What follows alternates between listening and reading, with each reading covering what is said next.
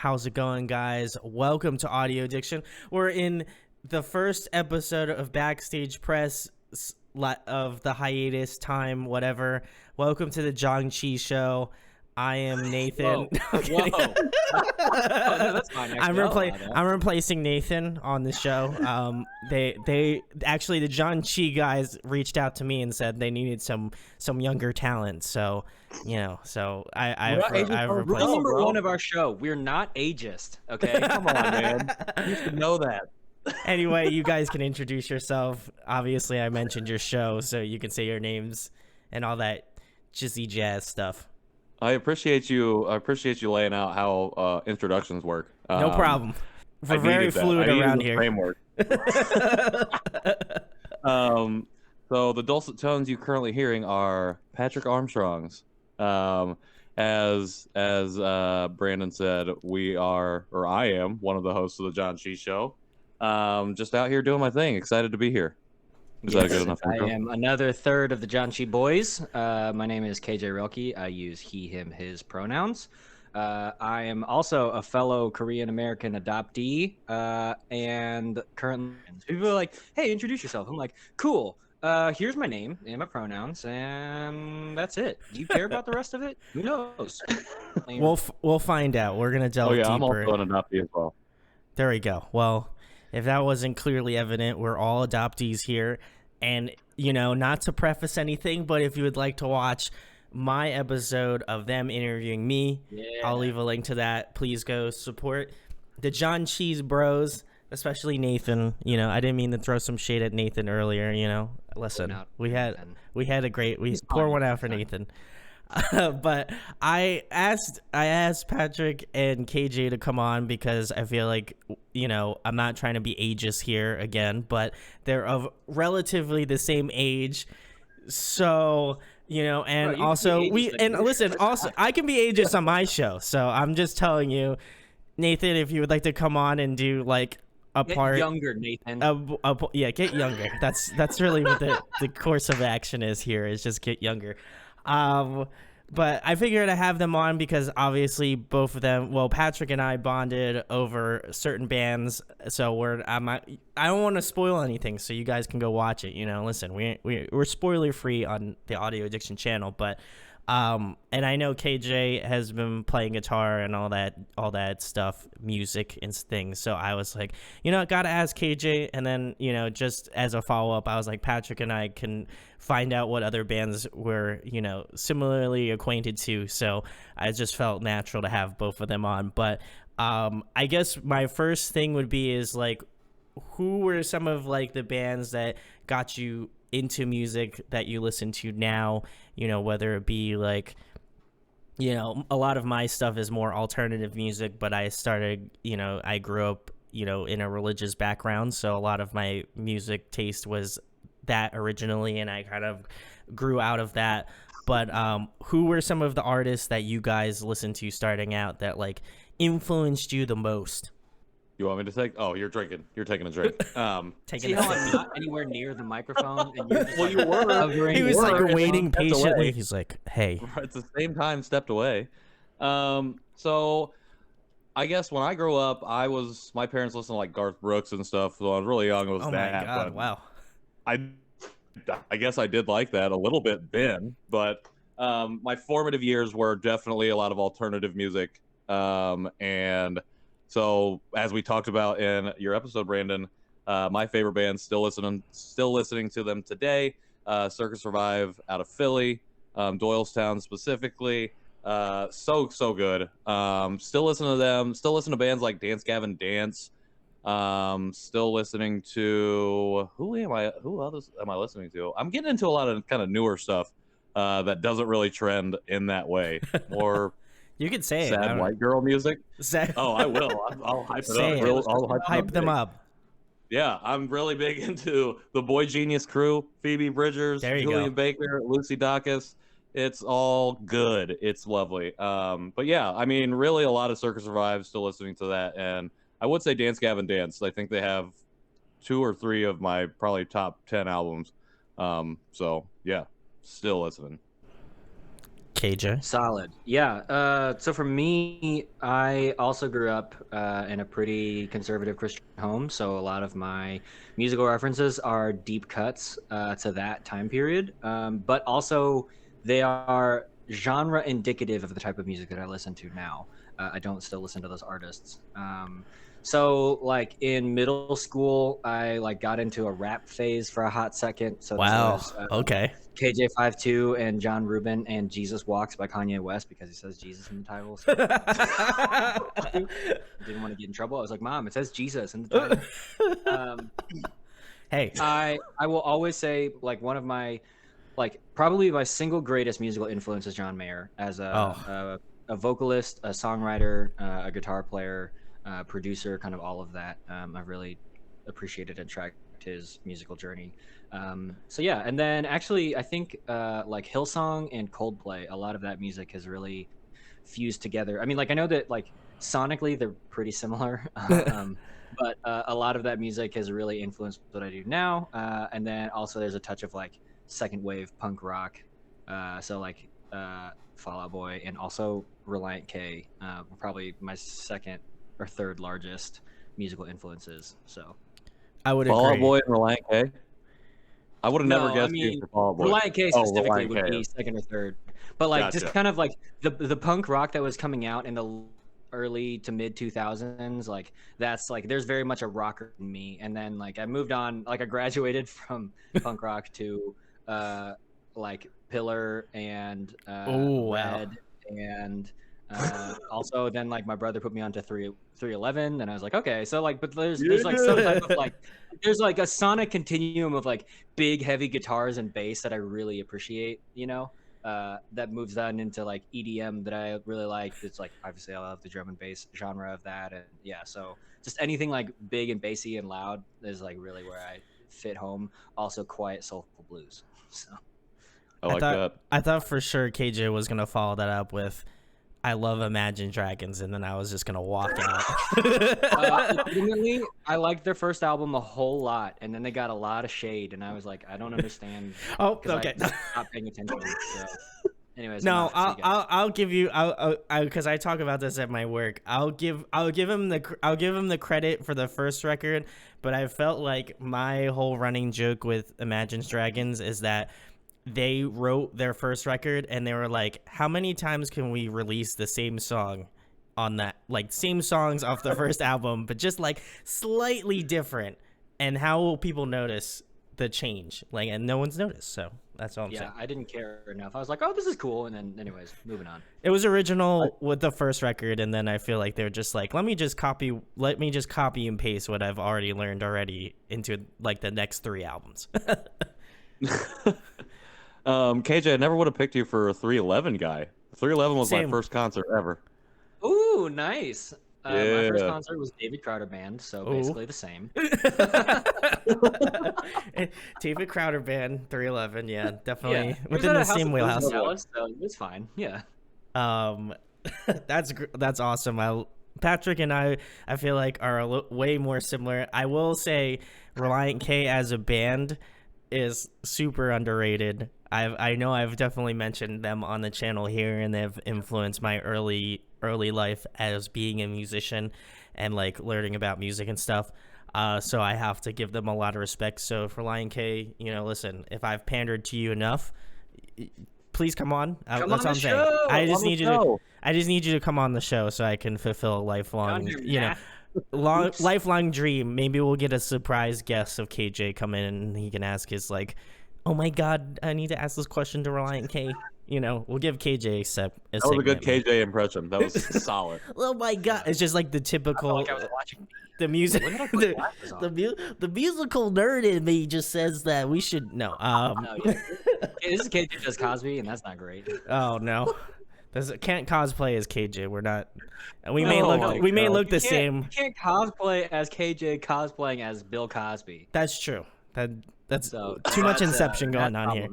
problematic. That was That was too very late. problematic. Too late for that one. But anyway, the next thing, guys, you kind of talked about your influences and stuff and who shaped you growing up. Obviously, being like a Korean American and stuff like that, and being an adoptee, were there any sort of like musical acts that you were like, that you either wished that you were like, man, I wish I found out about these people sooner? Or were there any like bands? Obviously there was like people that influenced you growing up, but like were there bands that you were just like, man, I really wish there was like some like Asian representation like in my music or something like that? Or was that something that maybe wasn't a forethought to you? Just like, wow, this band's really cool, I like them, but like there's no Asian guys in it, you know? So should I like it, you know? And this isn't like a racist I just want to preface to everybody, this is not a racist question. I'm just asking. It's not a racism trap. It's not a racism trap. Yes. I just want to disclaimer. You know. He cleared the road. Cleared the road. So. There you go. No doubt. I don't want any doubt to be mistaken in that question. Yeah. So for me, when I was younger, I like didn't have the awareness, like the racial awareness, for myself or kind of America to even think about race as a means of representation. In fact, it wasn't even until 3 years ago that I realized why representation matters, because it was, I was watching Kim's Convenience and I was like, oh, this is the first time that I've ever in my whole life seen a storyline that is A, with people who look like me, and B, is a thing that I actually legitimately experienced. And I didn't realize like the weight of validation I had put on Hollywood. I can't even call it Hollywood because it's a Canadian show, but Hollywood, to give me that validation. Like I didn't realize that I was doing that to myself, right? So in short, no. But I had some Korean international students that either lived with me or went to my school, and so I could talk to them about like music from Korea, and so that was always really cool. I just remembered a song that I used to like. I memorized the hook of.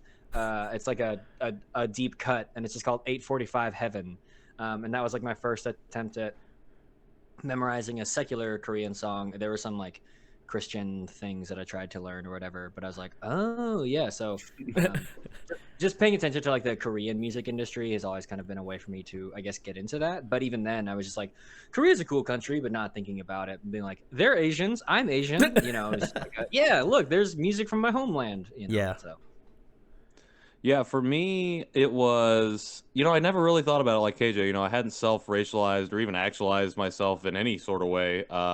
Just liked music. But when you asked that question, I actually was thinking back on my childhood, and in middle school, that's when Linkin Park came out. Oh, and so Mike Shinoda and that whole crew. And so I never connected with them on that way. But I remember it made me remember vividly my mom driving me to school in the van to middle school, and always wanting to stay in the car. So waiting for In the End by Linkin Park to come on, or In the Club by 50 Cent. Total polar opposite. Yeah, like, but I was just just like, like, Rubber Band Man, just give me the Into Club. no, I liked Rubber Band Man too. That was a great song. But yeah, that was, I guess I had not really thought about that, but Linkin Park was big time at that point. That's true. But then they got strapped with the new metal or the new rap. Was it new rap? Is that what they were getting called for a while? And that was like a whole thing. R.I.P. to Chester Bennington as well. That's true. But yeah, it's like I had never thought about that, but that was very prominent for me. And then just after that first album came out, actually, no, I guess they had like a Hybrid Theory or something. I think was the second album, or was that the first album? That was the first one. That was the first one. Is Meteora. Yeah. Oh, okay. Yeah. But I guess after that, I just kind of moved on and stuck with like the bands that I still listen to today that became formative. But that was like my first kind of inklings into there, I would say. Yeah, I didn't even really put the two together. I was just like, more so like, I wonder like if there's any like Asian bands out there that I'm not familiar with, because like my whole goal for this year is to kind of do more international bands and just try to see like, especially I'd love to get some bands from Korea, but even though I know that might be not only like a time difference variation, but also like a possible language barrier as well. But Korean like metal hardcore bands I watched like a whole documentary on it, like of like the hardcore scene over there, and it is nuts. So that is on my bucket list to eventually see just like a bunch of other Korean people, doing some like windmills or something, you know. I like that. Did the documentary posit that like the Korean hardcore scene was more an underground movement that was like coming up, or is it like still very, you know, like how did that situate in kind of like the greater Korean culture? I think it's definitely underground, because I know like with amongst Asian culture, obviously more so back then, I think, is like tattoos were taboo, you know. Obviously you can't really do that, and I imagine there's still some stuff in regards to that still exist, you know, amongst like the Asian countries, you know, Japan, China, all that sort of stuff. So I would say I would probably deduce it as more underground. I think there is obviously a popularity to it because, you know, again, it is, you know, people like that, and I feel like a lot of like more alternative, I think kids nowadays are a little bit more alternative, and they find like different styles of music that aren't like a K-pop band that shows up every 0.5 seconds in everybody's existence. But it was really interesting. I think I saw it like maybe like 2 or 3 years ago. I'll have to find a link for that, but it was really cool, and I was just like, wow, that's cool. I like that. I'd love to just like somehow get a connection out there and just see it for myself, because not that I don't feel like shows in general here aren't wild, but I was like, there's literally just like people like flying off the stage, like it's just wild. I mean, like obviously like it's wild, like there's shows that happen here, and I'm sure Patrick can attest, like because we listen to like heavier music, you know, obviously, but like it was just people doing like somersaults off like the People thing. actually flying. Actually flying, yeah, flying. literally flying, you know. So like I was like, he was right here, and then like he was on the complete opposite end of the car. Like we don't know how he got there. Did he like, I don't, you know, how did he get there from there to there? You know, it was nuts. But like that was like when I was trying to come up with questions for you guys, I was like, you know, I was just like, I should ask them. And like I felt like when I thought of the question in my head, I was like, it doesn't sound racist. But then when I said it out loud, I was like, that was even a thing that we talked about. I was like, this seems a little racist, you know, just like just a little. So, you know, I want to was good. It's racially aware. It's racially aware. But yes, I will agree with Patrick in noting that Mike Shinoda, I feel like I feel like everybody kind of glosses over the fact that he was like a prominent Asian man in like, and he still is. He's still, I mean, he obviously still writes music and still doing it. But like, I didn't really, like you said, I didn't really put the two together. I was like, wow, we're like kind of like similar, you know, like that's really cool. Like it's cool that we're getting that type of representation.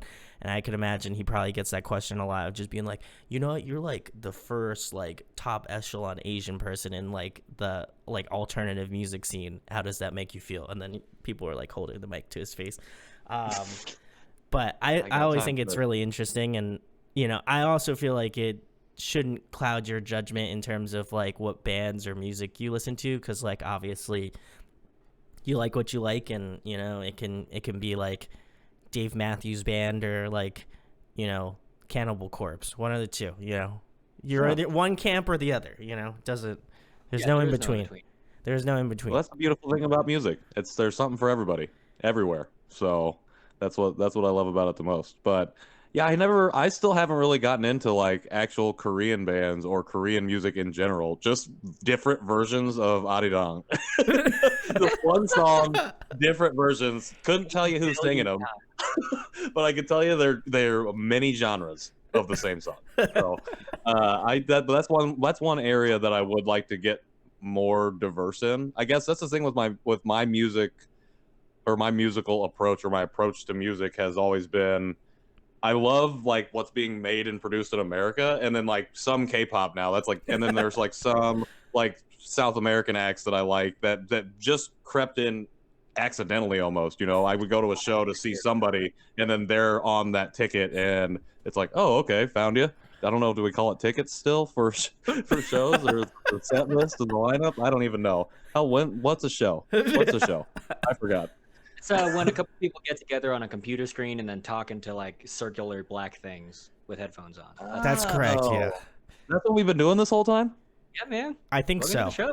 I think so. I'm in it. I think so. I'm back in it. I don't How did you know. feel about my cover though? What?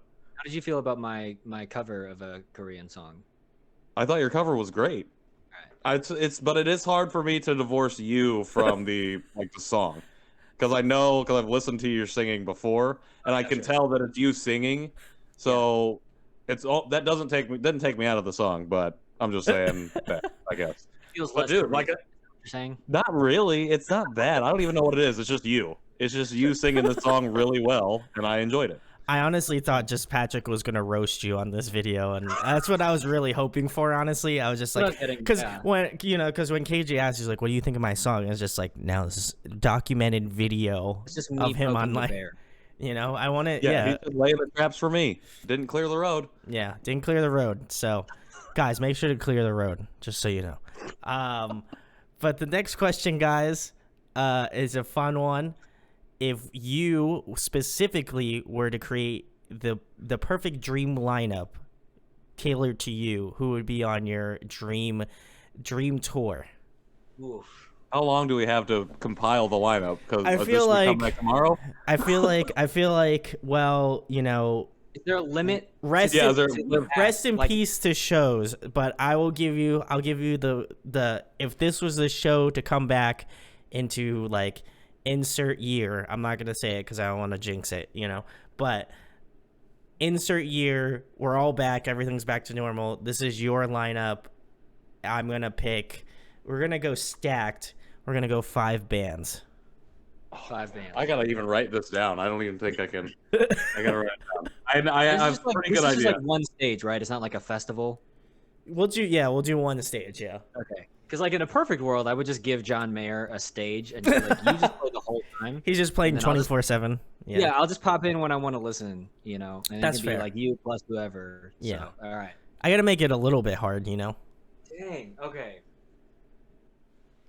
This is actually a lot easier for me than I thought it was gonna be. See, you felt like you're gonna have so much trouble putting this list together. I did. But you did then, it. like, a bunch came out immediately. KJ looks like he's struggling though. I can see the here's the smoke thing. coming out.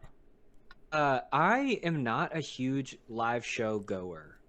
That is not a thing that I grew up doing. It's something that like baffles my wife. She's like, "You're a musician. How do you not love live shows?" That's true. Yeah. Just don't. So here, okay, I'm gonna say that, and this is in no particular order. That's because fine. I have some really. I'll defend myself later. But I think what I would do is, in no particular order, I'm gonna say Dave Matthews Band, Okay. Coldplay. Interesting. Let's see. I'm just gonna pick one, but I think it would be kind of the same actually.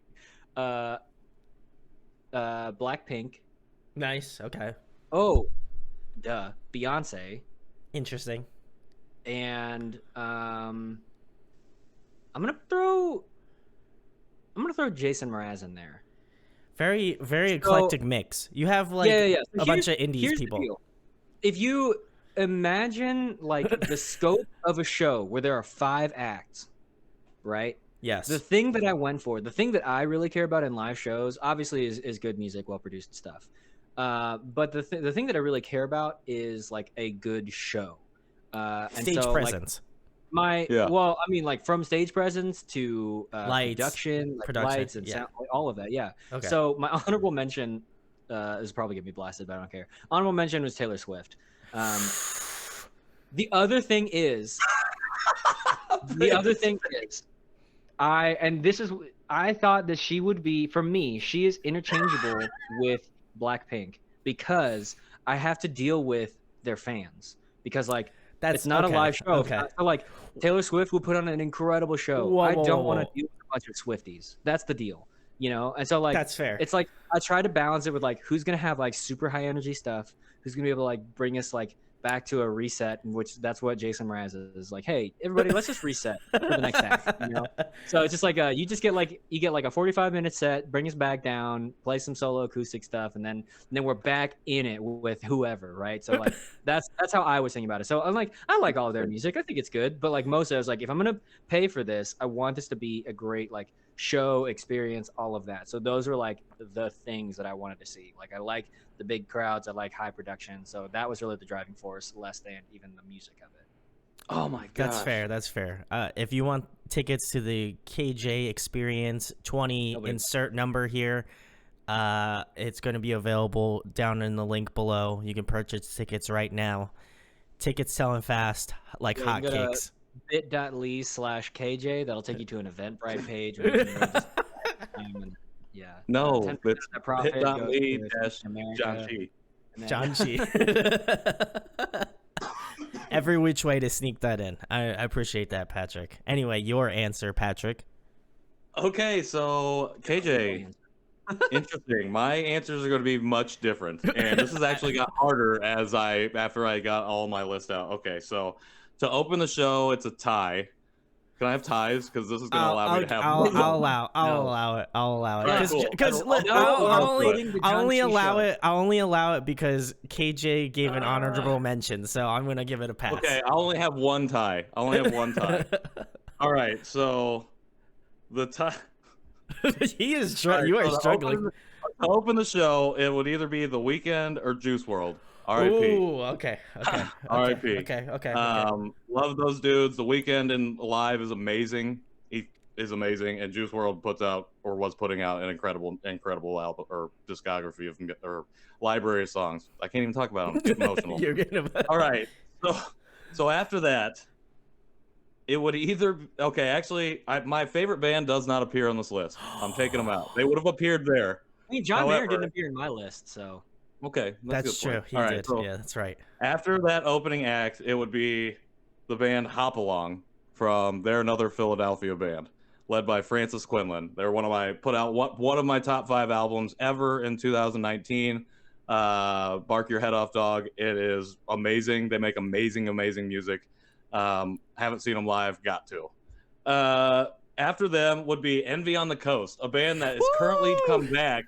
But this is the original lineup from like 2005, 2006. Yeah, that lineup, lineup.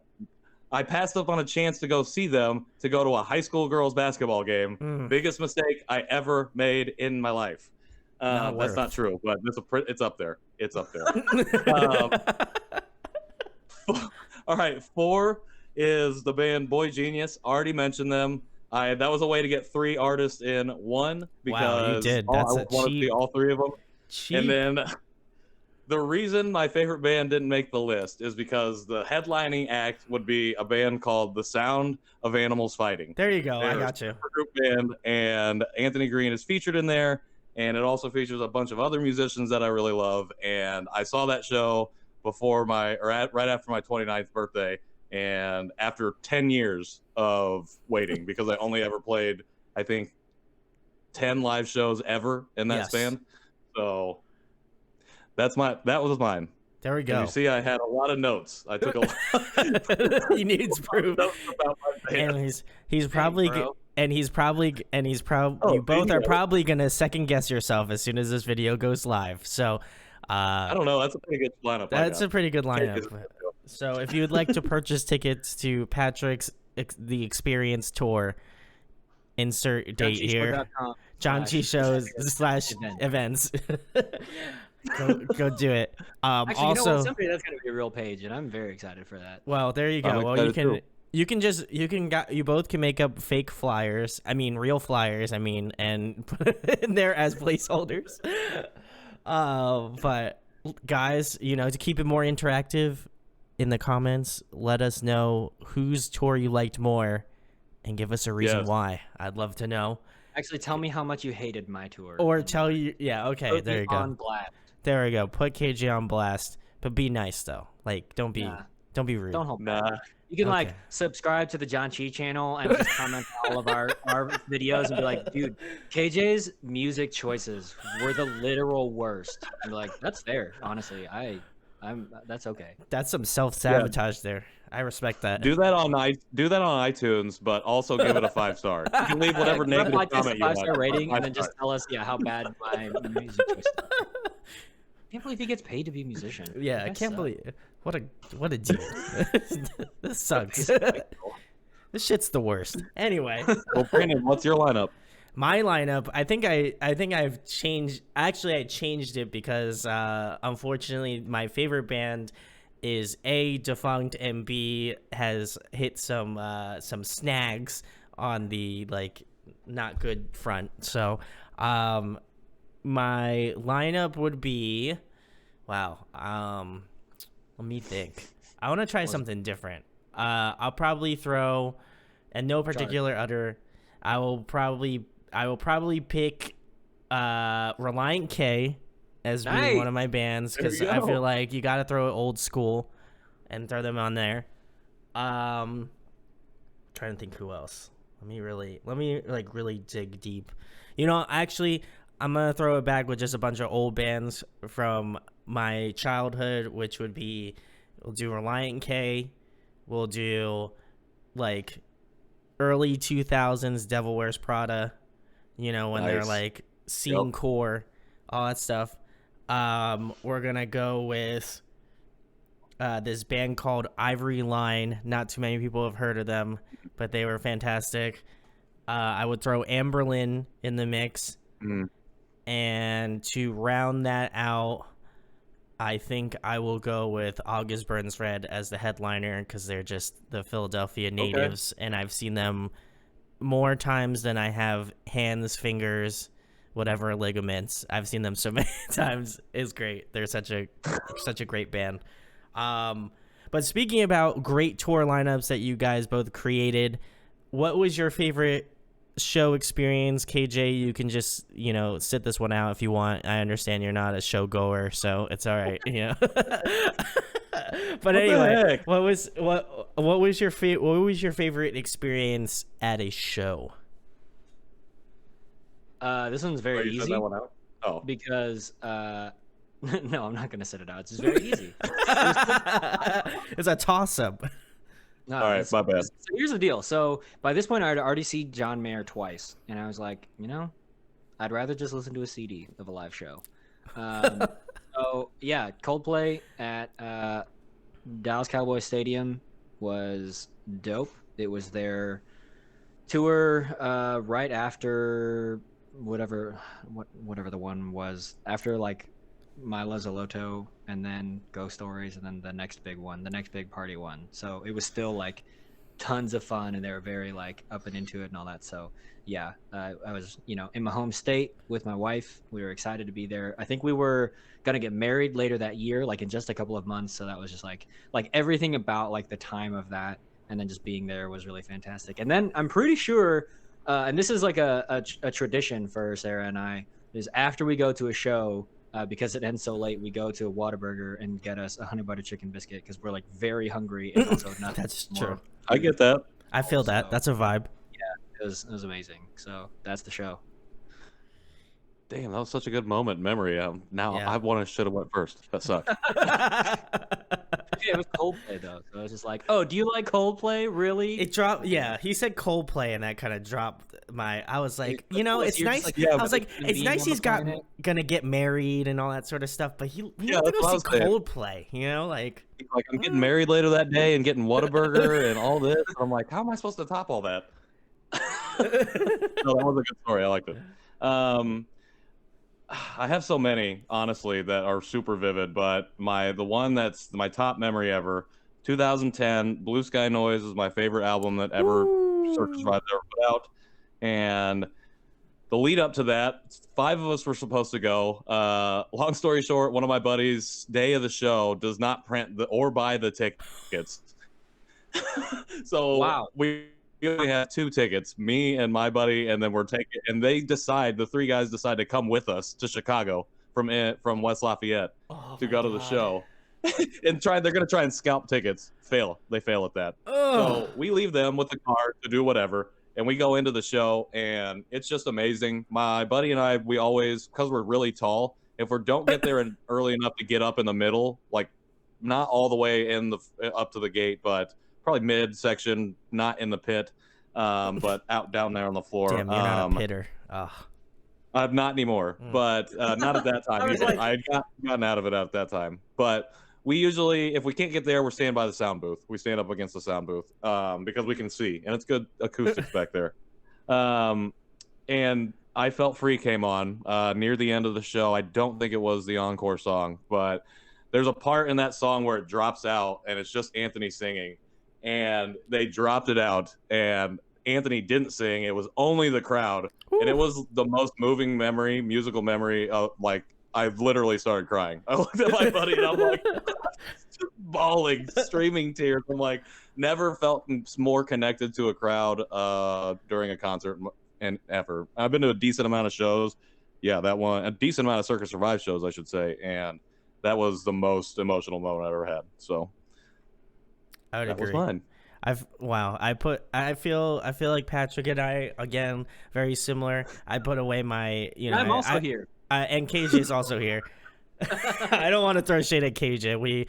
KJ and I have had a lot of memories when we went to Korea together, so I don't want to take away from that and also that episode. So I'll let you watch that and judge for yourself.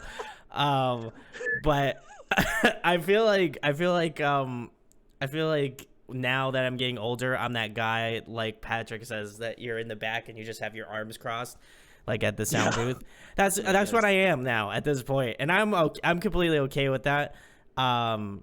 There's only a select few occasions where I'll pick up the robes of mosh pitting and I'll go back into the pit, but that's a very rare occasion. And I may or may not be, taking those roles back once pandemic's over with, because I don't know. You're gonna have to get in there. I gotta get in there. We gotta, yeah. That's all what shows are all about. It's been, yeah. I gotta throw the elbows. The pit's a dangerous place. I had to get out of there. It is a very dangerous place. To get out of there. Well, go ahead, Patrick. Go ahead. No, you can shoot. I was just gonna say I went to my second concert ever was Devil Wears Prada, Emery, Scary Kids, Scaring Kids at Chiodos. And I was in the pit for that. And I got to Chiodos and I had to crowd surf out of there because I was losing my mind. It was too intense. But that was one of the best lineups that I ever, just like awesome. A natural lineup that I've ever been. But being in the pit, scary. I'll say one. I think I don't know if I've said this story, but like I know I mentioned August Burns Red, but all I remember was I don't remember what tour. I think it was the Frozen Flame tour, which was with Miss May I, North Lane, and I forget the other band that opened. But all I remember was the lights went out in TLA, and I was back behind this, like, the booth. But I wasn't, like, completely in the back, but there was some guy behind me. And everybody knows August Burns Red comes on because it's Philadelphia, and we all go wild, right? The lights go down, and all I can feel is some dude shoving me in the back to go to the front. And this was before I did audio addiction, so I didn't have any of my gear, just like me just attending a show. And all I remember was just getting shoved into the person in front of me, just like smack.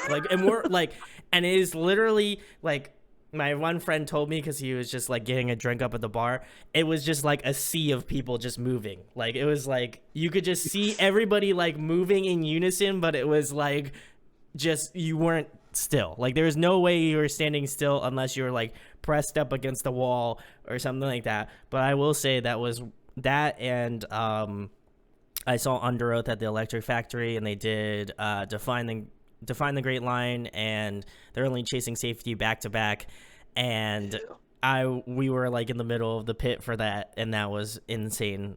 But I can totally like resonate with Patrick of being like, when they like cut out and just like the singer singing and everybody else is doing that is like, I don't feel like you really get that with like a larger act. It's more of those like alternative acts where they're just like everybody's they cut all the instruments and then everybody just starts singing, and you're just like, wow, this is a wholesome ass moment right here.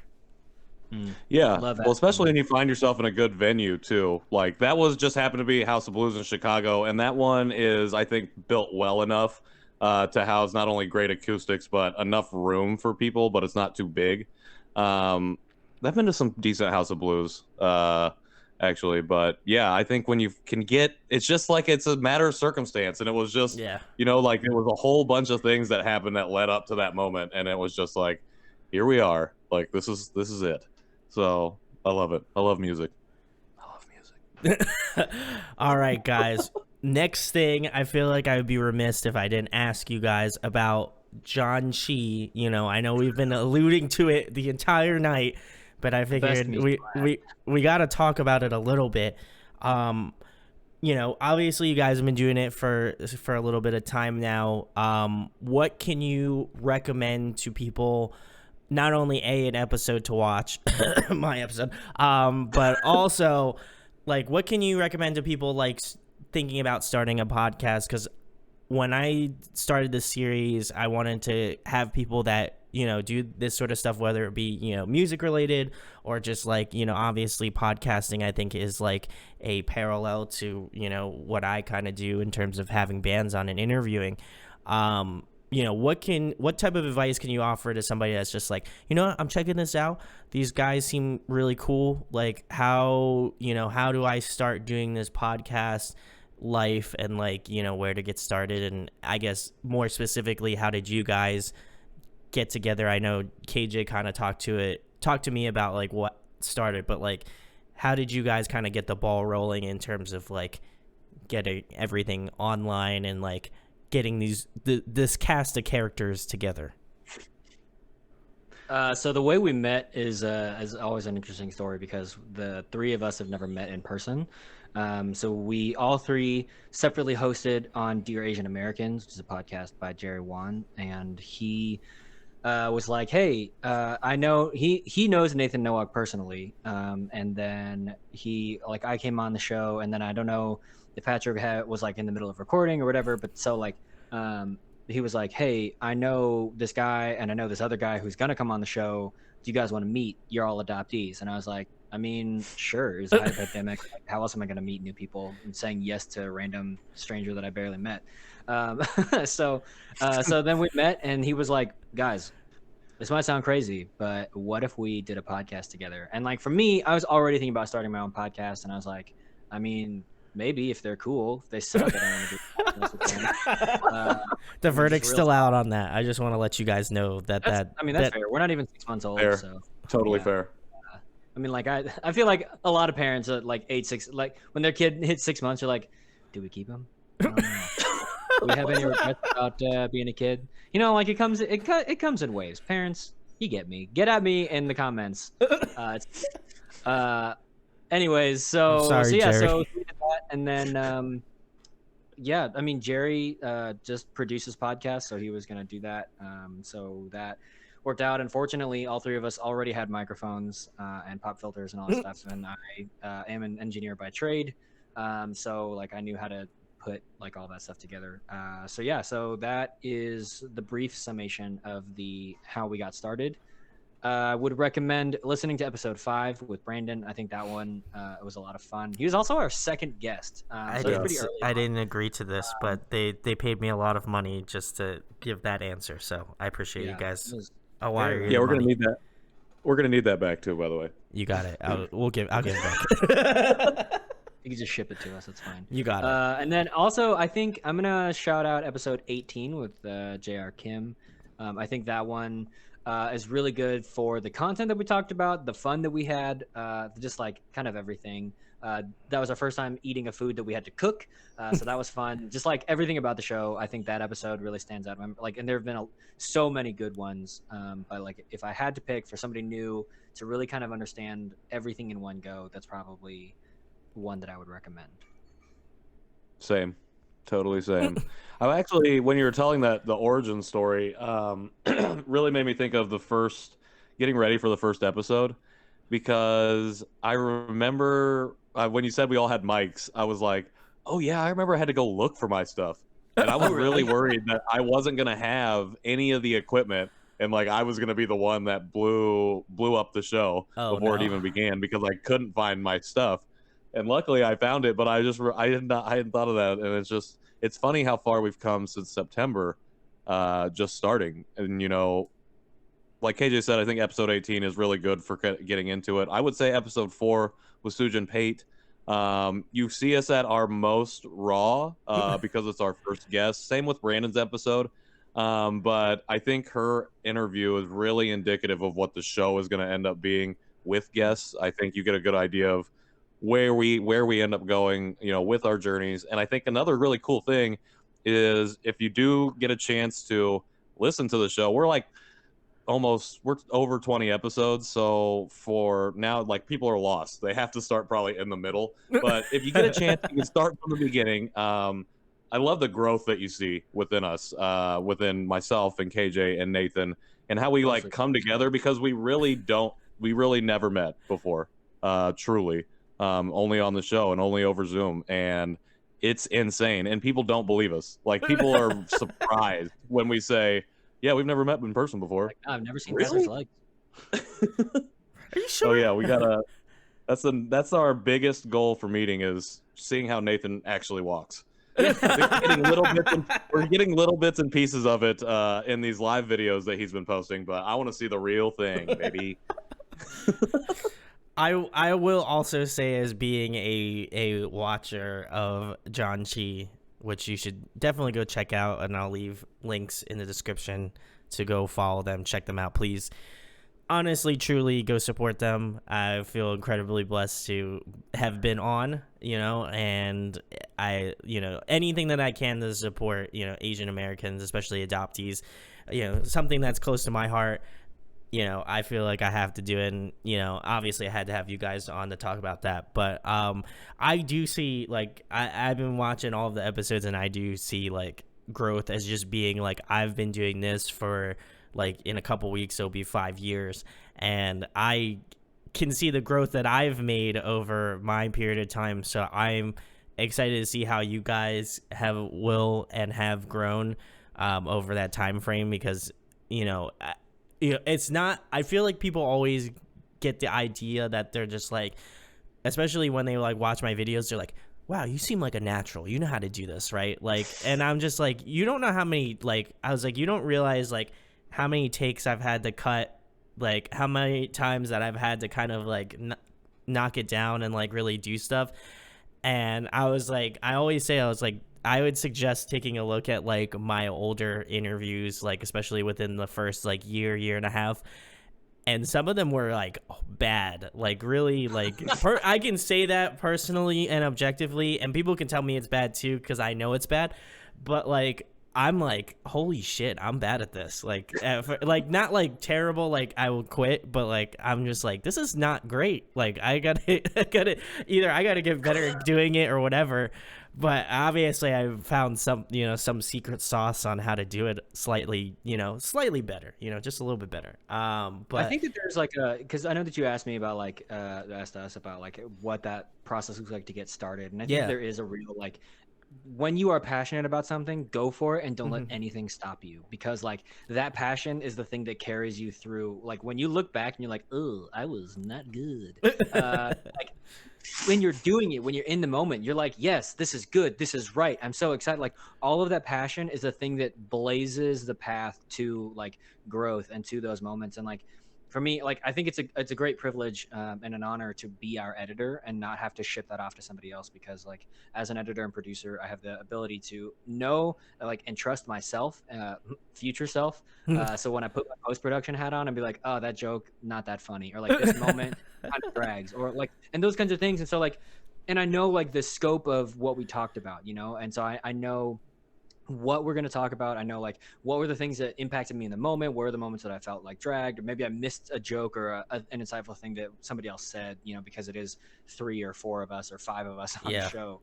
And so like, so really like just being able to think about like, these, like, just, I guess it gives me more freedom to go for it, because I know that like the person who is editing, which in this case is me, like I trust them to also have my back. And I think that that's one of the great benefits of the Janchi Show and just like production teams, is it's always nice to have a second opinion, a second trusted opinion, not just like a rando's opinion, but somebody who's like, like like right now what we're doing, we're producing stuff that I love to produce, and I think that my co-hosts feel the same. But like if ever there's a time when like I didn't love to produce it, then like I am the first. I need to be my number one fan, and I need to Yeah. advocate for myself that way. So like if I don't like it, then I'm just gonna it needs to change or whatever. And then like my trusted advisors also need to be fans, you know. And so like and that's how you kind of weigh that advice and things. So yeah, so I think that like good editing can really make up for stuff. Good content makes up for like a lot of stuff. Yeah. Like you can get away with lesser audio if your content is just like 10 out of 10 dynamite, you know. But then yeah, so it kind of is, it's all that give and take. And I think it's just finding the right balance of who your show persona is going to be, the type of language or the type of questions that you use, and then thinking about like what are the other bits and pieces that make the final product something that is good and deliverable and that you're proud of. So Yeah, I would say, well, first off, I just want to hype KJ up for all the work that he does on the Janchi Show. I mean, seriously, all the editing that he does with the videos and then also with literally the episodes is insane. Yeah. He works a job, he does all this other stuff, and he is very humble and would not hype himself up like that, but I'm going to because that's what Same. I do. He kills it, and I would say the division of labor is a little unequal in that way, but not only does he edit like crazy, he brings it every time we record. So, and I don't know if that's weird to say that you're like bringing it. Nathan brings it too. Everybody always brings it, but I think that's not true. Listen, we gotta. I have not brought it, and I was like, thank God for co-hosts. I am not doing We that. so I mean- I feel like we have to continue the trend of just taking a shit on Nathan, like you know. No way, that's you, bro. Oh yeah, that's me. Sorry. But I would say if I had to give a piece of advice, I think what KJ said about the passion carrying you through, very, very true. 100% agree. I think the other thing too is not being afraid to seek help when things get difficult, because you can start out. This is something I'm guilty of starting something new and just being so enthusiastic about it and going 100%. And then when things start to get rocky or get tough, it's like I want to control, so it's hard for me to break away from that. And that's what's really been great about this show, is that I don't have to control every aspect. You know, I just got to show up and talk, essentially, talk to other people. Yeah, but just knowing that there's like a community out there of podcasters. There's a lot of podcasters out there now. Yeah. There's a lot of stuff on people that create content on YouTube and things. You know, there are places that you can find help, but especially if you can connect with someone.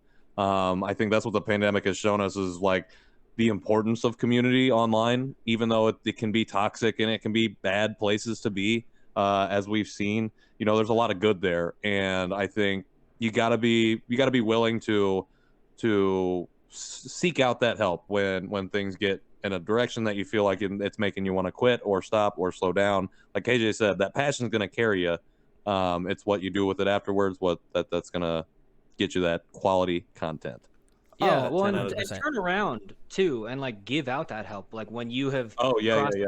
like the only thing that fuels a bucket of passion is like the only thing, like if you're feeling dispassionate where once you were passionate, the only way to get more passionate is to be around passionate people. Yeah. And there are no more passionate people than people just launching their product, and they've got all that like nervous excitement and energy. And for you, you're like, you know what, I've gone through that, you know, or whatever, like I'm in that, like let's be friends. And like in that way, that is like the self-sustaining cycle of like uplifting each other to be content creators and to be excellent and to push for better editing, better content, better quality, you know, whatever that is. And yeah, so I think like it literally is teamwork that makes the dream work. So anyways, Yeah. I'm out. Bye. That's KJ's motivational speak, guys. You can come back to Oh, great. I love it. his TED Talk Bye. next week. No, I totally agree with all that sentiment. I always love asking this question because I think for me it's like a perspective thing. Like sometimes I'll feel like I'm burnt out, and it's always good for me to hear like yeah, you can reach out for help. Like and I say this to like anybody who watches this too. Like if you're a band or you're doing YouTube or whatever, like feel free to reach out to me on, social media, DM me. Like I'm more than willing to ask answer any of your questions that I can, or, you know, help guide you into what I feel like would be best. And if you take my advice, cool. If you don't, you know, that's also cool too. It's just like, I think we have to stray away from the idea that, like, as you mentioned, it's just like, I feel like as like content creators, you're just always like, especially if you're like by yourself, like myself, like you're like so focused on like you as an individual and like your success of the channel.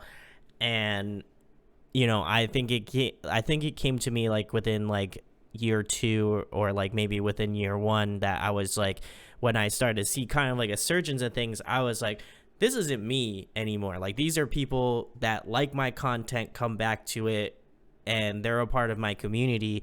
I should be trying to involve them more into my life, as well as like into my content and the stuff of things that I create, because, you know, they're the ones who kind of dictate things, obviously to a degree, but like, I think that I wouldn't have the success that I have if it weren't for like the bands that I have on, but also like the community that's just like, yo, I've never heard of this band before. They're awesome. Like, where did I find it was just like, oh, how'd you find out about this? And I'm like, oh, I found out about this through like this channel. And I was like, this is where I find like a majority of like the bands that I like coming up. And like, I think it's important to not think, like you said, not to think like you're like, oh my God, like I'm so weak that I need help from somebody else. I think that's like the most important thing about like podcasting and doing this sort of interview style stuff is or like whatever, you know, in conjunction to this, that you should reach out and seek help and stuff like that. If you truly need like the help and you want to try to better your channel or your community, you know, outreach amongst the channel, you know? Yeah, and I would say too, like as a content creator and a fan, fans can and should be friends. And like, so if you're somebody who is taking in a lot of content and you're subscribed to Audio Addiction or whatever, and you're like, man, I love what Brandon does. I could never do that, but like, I just appreciate that so much. Like, doing more than just like leaving a like and subscribing, like doing more, like just sending a message and be like, hey, I love this thing, or like, you know, like I thought about your show because of X, Y, or Z. Like moments like that is a way that we all increase our ability to connect. And like there is a human behind the production, and there like, and so that is like a way that you can fill your favorite content creator's passion bucket, is because you're like, hey, like a content creator gets into a thing, like we do this because we love what we do, right? Yeah. But specifically, we do it publicly because we love to talk about it with other people. Correct. So it can be really depressing and really sad to be like, I love this, I'm doing it, and then like nobody's talking back. You know, it's just like, I am the unpopular kid at the middle school dance. You know what I mean? You know, like, so yeah. And like cultivating that relationship then allows you, when you do reach a point of say burnout, you know, where you need to take a break, it's easier to say, for them to understand, yeah, this is, like KJ said, a human behind the production. And, you know, Brandon, you've been doing this, you said almost 5 years now. Yeah. And I know that you took, at least last time we talked to you, I think you were coming right off of a break maybe. No, I was going right into a break. One. Yeah. Yeah, but that's a long time, dude. That's a lot. That's to be commended. Like 5 years of producing the same show and creating new stuff and continuing to push forward is amazing. That's a huge accomplishment. But even still, like you're coming into a break, and you got to know when you need to step away and take time for yourself. Because that's the other thing too with these passions. It's easy to get lost sometimes, and especially when you have a community that's not relying on you, but that's something that's in their lives. It's part of their lives, you know, every day or every week. Yeah, it can be jarring if, you know, somebody just doesn't say anything and steps away. But as KJ said, when it gets deeper than just likes and comments, you know, it becomes like they want you to step away. They're like, you need to take a break. You need to get some sleep. Yeah. Why aren't you eating anything? You know, like stuff like that. And just connecting on that level, it allows you to then not feel like guilt or shame when you have to be like, I got to take time for myself, self-care. Like, you got to do it. Yeah, I totally agree with that. And, you know, I want to give out a shout out to everybody that reached out while I was taking, you know, the hiatus. Cause like, I think it's important to like, and I say this about like every business person that I work with in terms of like the music industry, is that like, you know, my whole thing is to be friends first, and then obviously the business part kind of is to follow, you know, like they ask about me personally before they send anything like, hey, like, would you want to interview this artist? And I think that is some connection thing that I feel like a lot of people miss out on, or maybe misunderstand as being like a viewer, because you're just like, wow, you get all these cool bands and stuff, and like I was just wondering how it happens. And it's just like, I think it's just being human and having that interaction, knowing that that person that's sending you the band is also a person and has a life. And if I don't hear an email from them or whatever, like that, I'll message them and be like, hey man, or hey, you know, what's going on, like, you know, haven't heard from you in a bit, I hope you're doing well, like all that sort of stuff. And as Patrick mentioned earlier, like I think it's important to like, you know, leave that sort of comments and stuff like that, where you're just like, even if like you do like the, you know, and I know KJ mentioned it too, where you like a post and you make a comment, like that obviously is great, you know, and if you do that, that's awesome. But I think if people go further and they DM you on like Instagram and like, hey, like you put out some really awesome content, like I hope you continue doing it, like, you know, during the pandemic, it's been really nice to just have somebody that just talks, and you can just hear other people like communicate and stuff like that. And it just seems like a conversational piece rather than just for, you know, to help you get you by. And I can't tell you how many, like I got a few different messages about that. And, you know, I think for me, it fills up my passion bucket to be like, I got to keep putting out content, because like, you know, this person wants to continue to see stuff. And, you know, it's not necessarily like a level of like, I want to let them down. Like, I don't want to let them down. It's more so like they like seeing it because it's a part of their like routine and stuff like that. And that's really a cool thing. And, you know, it's something that even now, like it just blows my mind that people just like even watch my stuff, even though like, you know, as the years get bigger, you know, things get bigger as the years go on, but it's still like, I still feel like, especially since I took the time off, and, you know, that's important too. Like if your passion feels like dried out, like please take the time off that you need to, you know, feel normal again and to feel like you miss it. Like that was my whole thing. Like probably like this past month pretty much was just like, I was like, I miss doing this because it's just like something that I enjoy doing. And, you know, I'm sure other people enjoy talking to other people that aren't like in their immediate like family or like whatever, you know. So I think that's important as well. But just like my PSA to people that are watching this is just to be like, if you watch content creators, especially some of the ones that maybe like aren't as popular, like send them a message. I'm sure they will like extremely appreciate that, and, you know, maybe they'll answer you back, who knows. But like, I mean, you know, they probably will, but like, you know, I think I do too. But I think it's important. I think it's important because like, you don't know, like KJ could be sitting at the computer desk and just like, man, this shit sucks. Like I'm so burnt out. I worked my normal job and I'm sitting here and I have to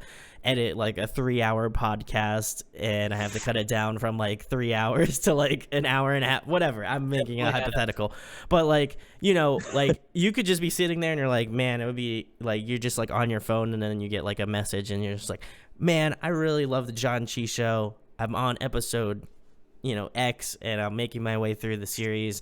You know, that I think that like definitely for me, like even, you know, the kind of parallel, like when people are like, oh, I watched this music, you know, I watched this interview you did and I've just been going through like the playlist, like that just brings a massive smile to my face. So continue to do it, people who are watching this, if you've made it over an hour through this video.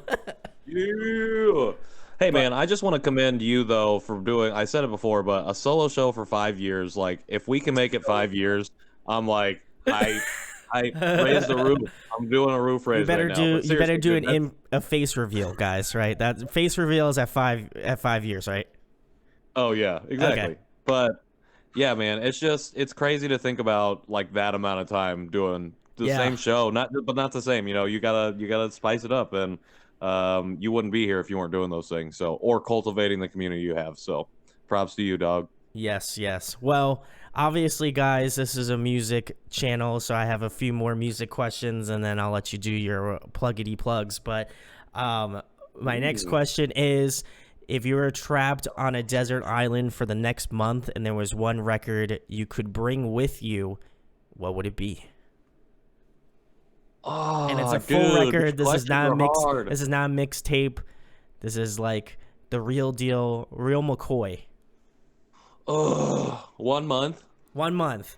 It's not of all time. I feel like that's brutal, you know? That's tough. Month is 1 month you could do. month. Month you could do. Okay. I feel like. So this technically doesn't fit on like a 33, but I would bring Beethoven's Third Symphony. Very interesting. I need an explanation. I'm a big fan of Beethoven. I was up in the air between Beethoven and Brahms, and then I was like, dude, do like a piano thing or whatever. But I like the symphonies. Beethoven's third movement is really beautiful and like passionate and also sad. And if I'm trapped on a desert island for a month, like I'm gonna need that outlet. But like if it's for a month, you know, like I can survive. But there's definitely gonna be some days I'm like, but like as a musician, like just and as a fan of Beethoven, like that's a thing that I want to listen to, that I want to sing, that I want to analyze, that I want to think about. Like I would be like making notes on the beach, you know, just like thinking about the theory of it and studying the harmonic structure, like just all of that, because I love classical music as much as I love any type of music. So whether it was thinking about like trying to score something for myself or, you know, whatever. I think, yeah, Beethoven's Third is what I would bring with me. Because there's one that I'm, like, familiar with, but I'm not so familiar with, so it'll still be, like, really new and really fresh, and I would enjoy thinking about it and falling in love with it again. KJ, you fucking surprised me. Oh, sorry, can I say that? You can say that. You surprise I don't me make every it. time you talk. I don't make love any it. money. I don't make any money on YouTube. So It's not surprising, but it's surprising. I love it. That was amazing. That's a really tough question. I like to listen when I listen to a new record that I really enjoy. I can listen to it for a month straight, and that's the only thing I'll listen to. I just listened to one song for like 4.5 days straight. Just the same song. I guess I would pick. You know what? I would pick the album "Communicating" by the band 100 Waters. Ooh, That's another one of my favorite albums. It's diverse. It seems like music that you would listen to when you're trapped on an ocean or on an island by yourself for 30 days. And yeah, I don't know. I think that's something I'm thinking about right now because I haven't listened to it in a while. I think I want to listen to it like for 10 days straight and see if I can do it. But yeah, I think I would go with that one. It's just like KJ said, that album specifically, and I guess a lot of albums that I like, but that one specifically, I know it pretty well, but there's always something new to discover. There's always some new sound, and something new in the melody or the harmony that I catch that I'm just like, oh my gosh, and then I gotta play. Then I'll just like play that song over. So then I can like stretch the album out over a full month, not play it all, just listen to one song for like 4 days and then go that way. But yeah, I think I would go with that one. There we go. Great answers. The next question, guys, my personal favorite. I asked this to a lot of bands because I'm a nerd and I love asking it. If you could be a video game character, who would you be? Ugh. Why are you giving us all the hard questions? I don't know. KJ's been pretty quiet about that one, so I feel like he's really thinking, being really methodical about it. Well, it's like, first, what genre, you know? And then It's any genre. You're picking a character. No, I already know mine. Like, I I have already know favorite mine. characters from genres, you know. So Okay. like, I'm just trying to narrow it down. I'm like, okay, do I go action, first person shooter? Do I go like RPG? I feel like he's really reading into this one. Fantasy? Is Do it? you want some time to think about it? Yeah, I think know of- I know what mine is. Okay. Can I pick this tomorrow? You can come back to you tomorrow. Yeah. That's fine. All right, cool. All right. He's gonna roll out a I would be- chalkboard. Just have like Yeah, he's gonna just have like a have a whiteboard. whiteboard. He's just like, well, if we're doing action, this one. Yeah, it's the Charlie Day. Like, Yeah. oh boy. The mail goes nowhere. So I would be Rico Rodriguez from the Just Cuz series. It's actually called Just Cause, but we call it Just Cuz because you can do whatever you want. You can, in the second and third game, you can like glide with the glider. You throw C4 just everywhere. You grappling hook and you just destroy things. It's so ridiculous. love it. I got some hilarious stories about playing that game, but that's another reason I love it so much is because we call it just cuz. You just run around, just blow stuff up. That's it. So that's who I would be, Rico Rodriguez, to be able to do all that. Okay. I think my choice is, and I might regret. This is the one that I'll be like, oh man, I shouldn't have picked that. Yeah, you are. I know. I can already feel it in your voice. I think who I'm gonna settle on for the purpose of this interview is my particular character name. I think his name was Juntae, because that's my Korean name. But Juntae Shepard from the Mass Effect series. Ooh. Okay. The universe of Mass Effect I think is so cool, and the fact that like I like by the point that we got to with the game mechanics of literally just like throwing black holes around a corner to destroy an enemy with my laser gun, like that's freaking all I want in life. Or like pulling them in and then having my buddy just shoot them, like blast off into the sky, like that's freaking amazing. So there's like you get space travel, you don't get lightsabers, but like you basically have like force powers. You get like all of this stuff. So I think That's like, fair. That's who I'd land on is Shepard. Also, he's like super charismatic. He's got this whole crew. He's captain of a ship. Like You're that just checks, talking like, about yourself. I love that. I want to honorable mention a character. I would be the Dragonborn from Skyrim. I would be that. Yeah. So I can Fust Roda people off the cliffs. Yeah. I'm about this. Those were some supreme answers here. I'm about that. I'm great. These are good. These are good. Do you have everybody in 2021 has high marks to live up to? So just saying. You know, if you guys watch this, just don't listen to my concert lineup again, and it'll reset the bar real quick. Well, I'm gonna pretend I'm gonna have selective memory and remember I didn't hear that. So, you won't hear that until you edit it. And be like, God, I have to keep listening. Do I cut it out? Great. And then I'm like, wait. I'm like, my whole channel is about keeping everything in and just having it, just be raw, pretty much. So you gotta be on brand, dude. I gotta be on brand. I can't have the cuts unless it's like, unless you're like complicit in some sort of crime or whatever, So I can't talk about that. I can't talk about that one. I might cut that part out because that's I can't talk about that. But anyway, the last thing, guys. Well, it's at the end of the video. Who's gonna be? I mean, I hope people watch to the end of this. People are still here. The watch time is gonna just gonna be here, and then they're gonna skip to that one part where I say, "Hey, don't watch that part," and then it's gonna just shoot up. But anyway, to get not off topic, on topic, the main reason why you guys are here, tell them about the Janchi Show. Give them a little plug, a little blurb about what's going on there, where they can find you at on social media, and what you guys got coming up in 2021, more specifically, like this month and probably the following month. Cool. You want to take that one? Sure. The Janchi Show is a podcast. It does have a YouTube presence. It technically has a blog presence. It's a lot of stuff. We're a multimedia conglomerate, entertainment conglomerate. You've got Debt Left Shrimp. You've got free iPads. You've got So yeah. Is that a chair with a roof on it? The party starts now. Doors open. Oh, thank God, nobody's here. Nobody shows up to an event on time. Nobody. All right, so the Janchi Show is myself, Nathan Nowak, and Patrick, you boy over here, just talking about what it means to be a Korean American adoptee, like as a Korean, as an American, as an adoptee. We usually sit down with a guest, and we pretty much always try a different Korean food or snack or something at the end of the show, because like it's about connecting to our roots as much as it is about understanding. Oh, look, it's our King Whale crackers. I don't have snacks. Sorry, guys. I don't have a snack segment. It's about us connecting to our roots and connecting to kind of the shared experience of being transracial adoptees. And so that's really what the show is about. You can find us wherever you listen to podcasts.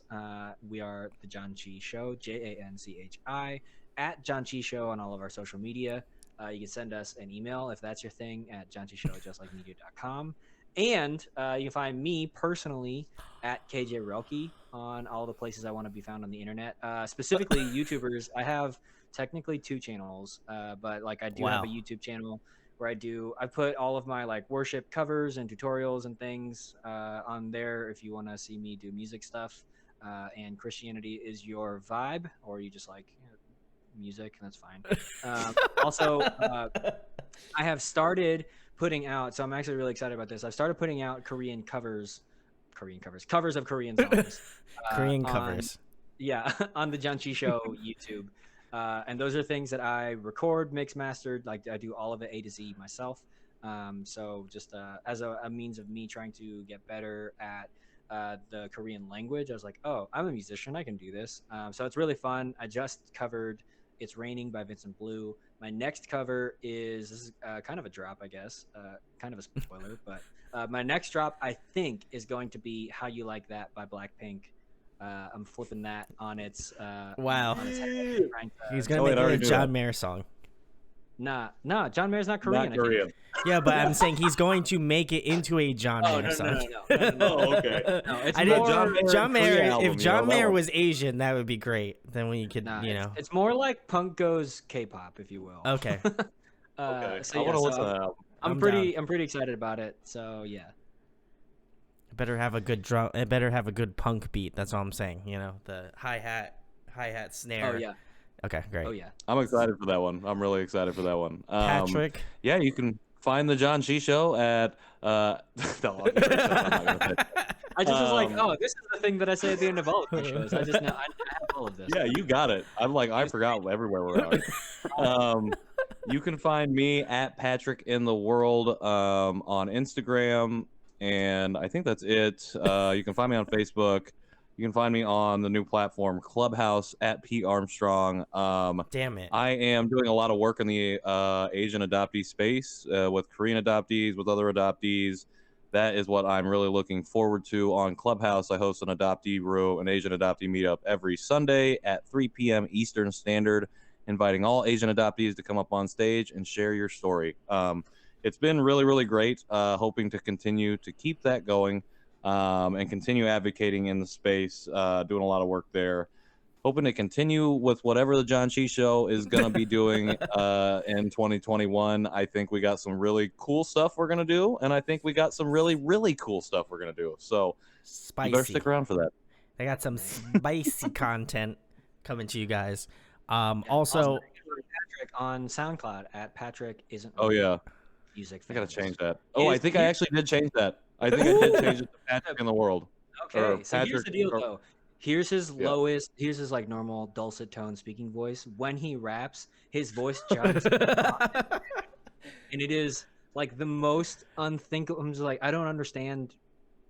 But that's where it is. So if you, I guess Patrick's out, face. and you're like, is this really him? Yes, it's really him. He's just way up here because he's rapping. So, yeah. That's funny. I guess I didn't even think to bring that up that I did that on this music show. It felt like So a here big at the end, yeah. Oh, Way to be at the literal end of the line, and then he's just like, "Oh yeah, I rap. I forgot. Yeah, I rap didn't even for know 10 that." years. So now we could I have rapped for talked. 10 years, so We could have check talked me out about on that. SoundCloud.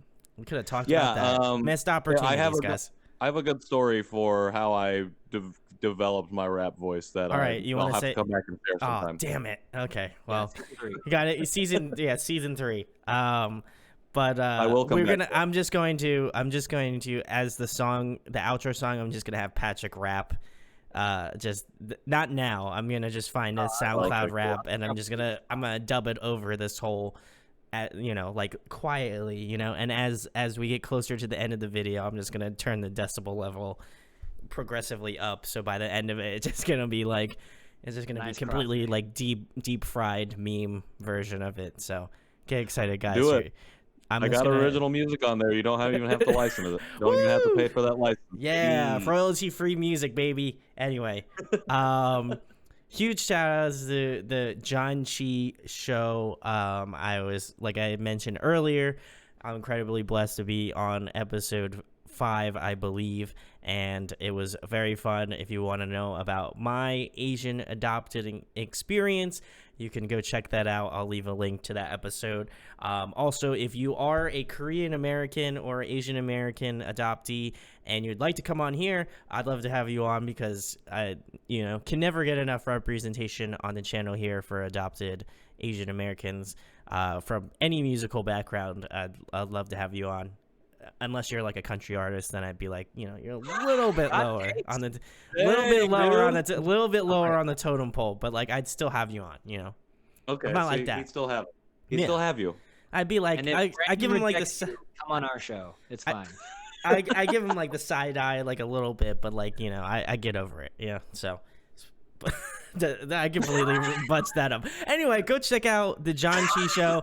All of the applicable links will be in the description where you can find out about them. Please go follow them on social media. I've been, again, following them ever since my episode and ever since KJ asked me to be on. So please go give them some love.